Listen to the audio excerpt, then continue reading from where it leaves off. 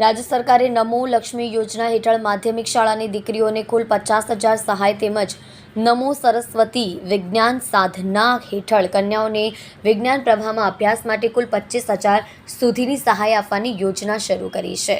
કામરેજ તાલુકાના વેલંજા ખાતે ₹4 કરોડના ખર્ચે નિર્માણ થનાર 25 વર્ગો ધરાવતી પ્રાથમિક શાળાના નવા ભવન રમતગમતના મેદાનનું શિક્ષણ રાજ્યમંત્રી પ્રફુલભાઈ પાનસેરિયાના હસ્તે ખાતમુહૂર્ત કરવામાં આવ્યું હતું. આ પ્રસંગે શિક્ષણ મંત્રીએ કહ્યું હતું કે શિક્ષણ એ સ્વપ્નો સાકાર કરવાનો ઉમદા રસ્તો છે. વેલંજા ખાતે નિર્માણ થનાર શાળા બાળકોના ઉજ્જવળ ભવિષ્યની કેડી કંડાર છે. શિક્ષણ જીવનના પડકારો સામે લડવાની અને લક્ષ્યોને સિદ્ધ કરવાની દિશા આપે છે. શિક્ષણ બાળકના જીવન ઘડતરમાં ઉપયોગી થવા સાથે તેમનામાં ઉત્તમ સર્જન શક્તિનું નિર્માણ કરે છે. ટેકનોલોજીના આ યુગમાં શિક્ષણ મેળવવાની ભાવના પ્રબળ બનશે તો જ ભારતનું ભવિષ્ય ઉજ્જવળ બનશે તેમ તેમણે ઉમેર્યું હતું. વધુમાં મંત્રીએ કહ્યું કે શિક્ષિત દેશો જ વિકસિત બને છે. શિક્ષણથી સમાજની દિશા અને દશા બદલાય છે.